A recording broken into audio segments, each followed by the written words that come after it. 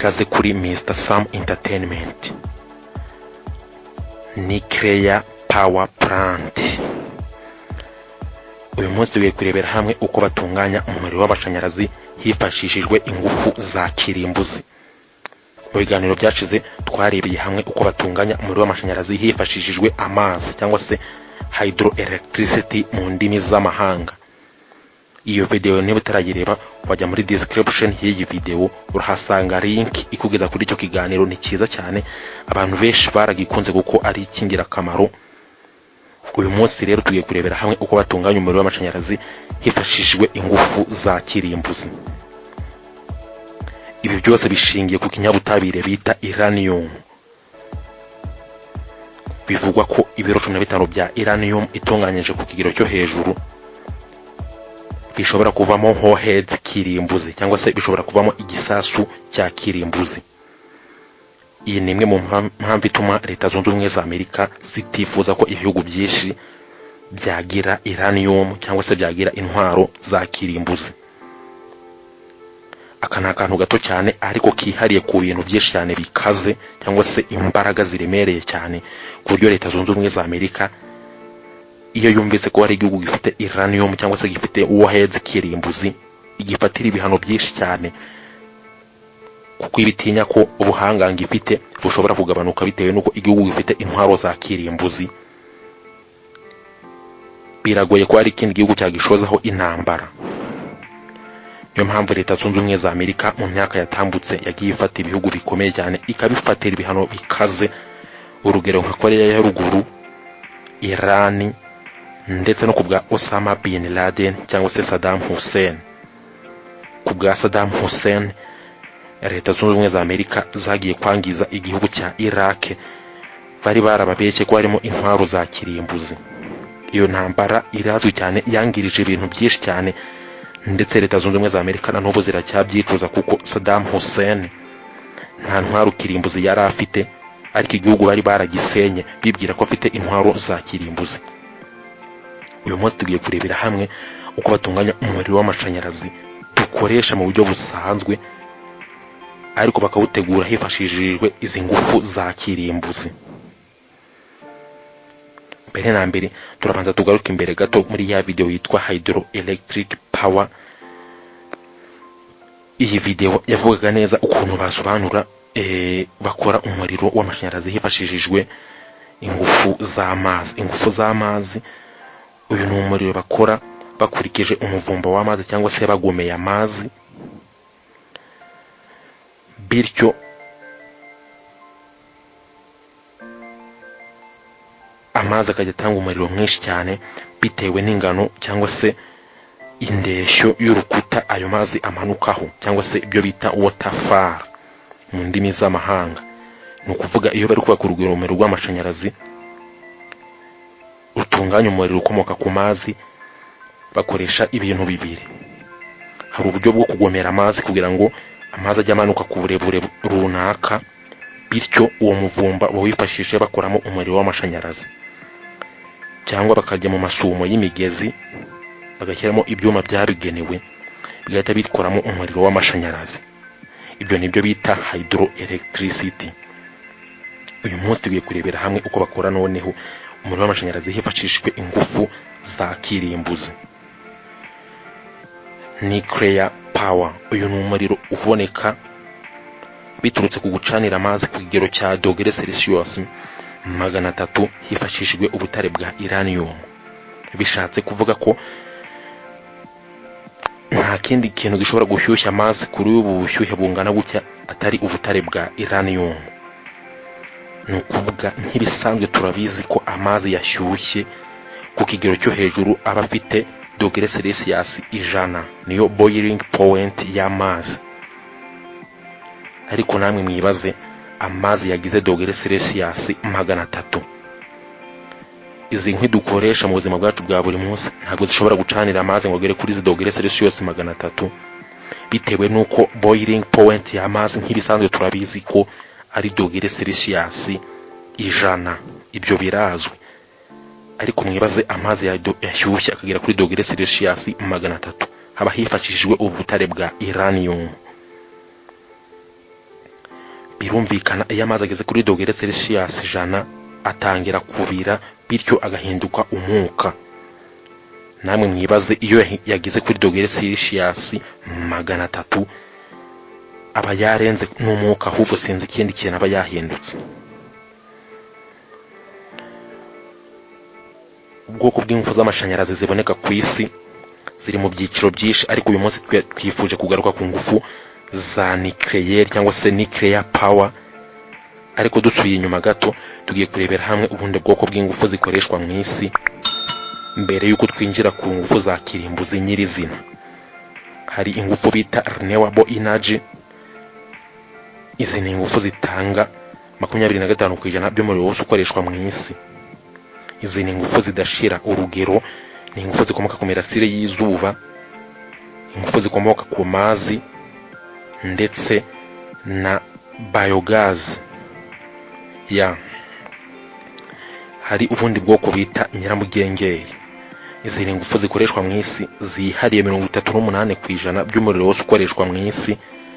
Nyiramugengeri iboneka nyuma yuko ibishingwe byo mu bishanga byaboze hagashira imyaka runaka, bigacikamo uduce twishi bifite umwuka wa hydrogen, carbon ndetse na oxygen. Nyuma y'imyaka runaka bikomeza kubora cyane, bigacikamo uduce twinshi cyane, hydrogen na oxygen bikavamo, hagasigara carbon igizwe n'ikinyabutabire bita sulfur. Iyo niyo bita nyiramugengeri. Iyo bigeze kuri iyi step, iyo uje kuyicanira iraka cyane, ya carbon ikaka igatanga umuriro. Ubu nibwo buryo nyiramugengeri ibonekamo, cyangwa se amakara ya nyiramugengeri ku badasanzwe bayazi. Ubundi bwoko bwa gatatu ni gaze. Gaze yihariye umuriro wa 23% by'umuriro wose ukoreshwa mu isi. Gaze iboneka nyuma yo gucanira peteroli. Ariko hari n'indi gaze karemano iboneka nyuma yo kubora kw'ibishingwe. Nyuma y'imyaka runaka hakaboneka gaze bitewe n'imyaka ibyo bishingwe bimaze biboze. Urugero twavuga nka gaze methane iboneka mu kiyaga cya Kivu mu gihugu cy'u Rwanda.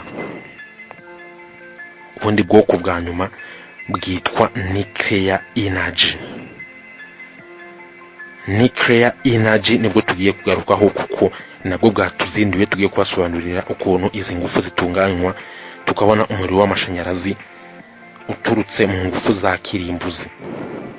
Ariko cyane cyane izi ngufu za kirimbuzi ni ukuvuga abazikoresha baba birengagije gucura intwaro za kirimbuzi, ahubwo bakahinduramo umuriro w'amashanyarazi.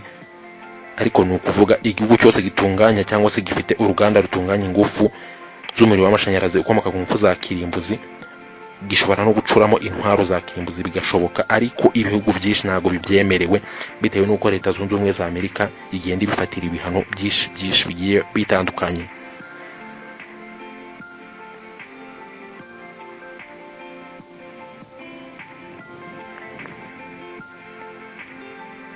Mu bugenzuzi bwakozwe mu mwaka wa 2019 bwagaragaje ko ku isi hari inganda za nucleaire zisaga 440. Ariko ko imyaka ishira zigenda ziyongera cyane. Uko bubaka uruganda rutunganya ingufu za kirimbuzi. Icyambere bubaka icyo bita turbine building. Iyi ni inyubako ibamo utumashini twikaraga tugahindura ubushyuhemo umuriro w'amashanyarazi. Hanyuma hakaza icyo bita containment building.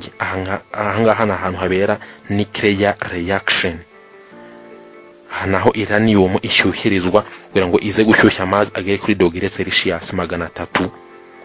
Ubwo bushyuhe bukaza muri turbine building, akaba ariyo ibuhinduramo umuriro w'amashanyarazi. Hanyuma hakaza cooling tower. Iki ni ikigega bubaka gifite metero 200 bashyiramo amazi aza gushyushywa n'iyo uranium. Sobanukirwa uranium ikinyabutabire kiza kwisonga mu kubaka ibitwaro bya kirimbuzi. Bivugwa ko ibiro 15 bya uranium itunganyijwe ku kigero cyo hejuru ibishobora kubamo igisasu cya kirimbuzi cyangwa se warheads kirimbuzi. Agace gato ka uranium gafite santimetero 1.5 gashobora gutanga ingufu z'umuriro w'amashanyarazi ungana n'utugunguru tune twa essence. Kugira ngo mwumve ko uranium ari ikintu gikomeye cyane, agace gato kangana na santimetero 1.5 gatanga umuriro ushobora gutangwa n'utugunguru tune twa essence cyangwa toni imwe y'amakara ya nyiramugengere. Namwe murabyumva ko uranium ari ikintu kidasanzwe cyane. Uranium yose ntago ishobora kuvamo ingufu za kirimbuzi keretse uranium 235. Ukuvuga uranium iri mu bwoko bwa uranium 235, iyi ni ishobora gutunganywa ikaba yavamo ingufu za kirimbuzi. Hari ubwoko bwinshi bwa uranium, ariko uranium 235 niyo ishobora kubamo ibitwaro bya kirimbuzi cyangwa se igatanga izi ngufu z'umuriro w'amashanyarazi nyinshi cyane, bitandukanye n'izindi uranium zose bacukura mu butaka. Uranium mu buryo bwo kuyikoramo umuriro w'amashanyarazi, barayifata bakayifungira mu dutiyo dutoya twitwa fuel rod. Utu dutiyo baratuzana bakadushyira mu mazi ari muri cya kigega twababwiye cyangwa se cooling tower gifite metero 200, bakadushyiramo bitewe nuko uranium iboneka, ingufu zayo ziboneka bitewe no gutandukanya proton na neutron. Iyo bihuye n'amazi bita biturika mu buryo budasanzwe, proton zigaturika zikava mu tundi duce nato tugaturika akava mu tundi duce, bigakora ku muvuduko udasanzwe, bityo bigahita bishyushya amazi ku kigero cyo hejuru cyane kuri dogere Celsius 300. Aka kantu mukumve neza ryo zingiro ry'iki kiganiro, no kuvuga uranium iyo bamaze kuyifungira mu dutiyo bita fuel rod. Utu dutiyo baratuzana bakadushyira mu mazi ari muri cooling tower, hanyuma proton na neutron biri muri bigize uranium, ibi ni ibinyabutabire bigize uranium cyangwa se elema zigize uranium ziratandukana. Iyo zitandukanye rero nibyo bitanga ingufu zikomeye cyane. Proton na electron ziratandukana zigaturika akava mu duce nato tugaturika akava mu tundi duce twishi cyane, bikaba mu gihe gito izo mbaraga zigadushya amazi kugeza kuri dogere Celsius 300. Ayo mazi niyo ahita ajya muri turbine building, utumashini twikaraga, ubwo buryo tugahita tubihinduramo umuriro w'amashanyarazi ukoreshwa ku kanya mu baturage. Uruganda rwa kirimbuzi iyo ruhuye n'impanuka ruturika mu buryo budasanzwe nk'igisasu cya kirimbuzi, bigira n'ingaruka zikomeye cyane. Urugero nko muri Ukraine, uruganda rwigeze guturika mu 1986, byahise bihitana abantu basaga 3,000, ndetse no mu myaka yakurikiyeho abasaga 4,000,000 bo mu bumwe bw'abasoviet bagizweho ingaruka n'iri turika ridasanzwe ry'uruganda rwa nucleaire rwo muri Ukraine. Inganda za nucleaire zitanga umuriro mwinshi cyane w'amashanyarazi, aho ibihugu bizikoresha bafite amahirwe menshi yo gukoresha umuriro mwinshi, cyangwa se bikaba byagurisha n'umuriro ku bindi bihugu by'ibituranye, bitewe nuko inganda za nucleaire zitanga ingufu nyinshi cyane z'umuriro w'amashanyarazi. Aha hari urutonde rw'ibihugu bifite ingufu cyangwa se bikoresha inganda za nucleaire. Uru rutonde rwasohotse mu mwaka wa 2019, aho tuza guhera ku gihugu cya nyuma kugeza ku gihugu cya mbere gigira umuriro mwinshi cyane ukomoka ku ngufu za nucleaire. Ku mwanya wa mbere hari igihugu cyitwa Hongria gitanga umuriro ungana na gigawatt 16,000. Hakaza Bulgaria, igihugu gitanga umuriro ungana na gigawatt 16,000. No kuvuga Finland gitanga 22,000. Ubusuwisi butanga 23,000. Hakaza Republika ya Czech, Taiwan, Ububiligi, Ubuhinde, Espagne, Ubwongereza, Ubuyapani, Swede, Ubudage, Ukraine, Canada na Korea y'Amajyepfo. Hanyuma ibihugu bine bya mbere bitanga umuriro mwinshi cyane ukomoka ku ngufu za nucleaire, cyangwa se bicana umuriro mwinshi ukomoka ku nganda za nucleaire. ku mwanya wa kane hari Uburusiya butanga gigawatt ibihumbi 207. ku mwanya wa gatatu hakaza igihugu cy'Ubushinwa gitanga umuriro ungana na gigawatt ibihumbi 321. ku mwanya wa kabiri hakaza Ubufaransa butanga umuriro ungana na gigawatt ibihumbi 401. ku mwanya wa mbere hakaza Leta Zunze Ubumwe za Amerika zitanga umuriro ungana n'ibihumbi gigawatt ibihumbi 850. igitekerezo cy'ingufu za nucleaire cyatangiye kuvugwaho n'umuhanga mu by'ubutabire witwaga Enric Fermi mu mwaka wa 1930. uyu niwe washyize ahagaragara uburyo neutron zishobora gutandukanywa na atome cyangwa se ibyo bita nuclear reactor. ndetse mu mwaka wa 1942 nibwo itsinda ry'uyu munyabutabire cyangwa se ry'uyu muhanga mu by'ubutabire bagaragaje icyo twita nuclear reactor cyangwa se uburyo atome ishobora gutandukanywa na neutron, proton na neutron bigatandukana bigatanga ingufu zikomeye cyane.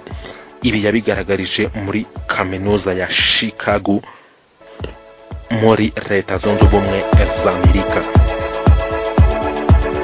turagushimiye cyane wowe abanyenatwe muri kiganiro aho kizigwaho nanjye Mr. Sam, aho wagira igitekerezo, ikibazo cyangwa icyifuzo, ufite amahirwe menshi yo kuba watugezaho igitekerezo cyawe, cyangwa se niba video yagushimishije ukatubwira ati ni sawa, tukazakora n'ibindi byinshi biri imbere.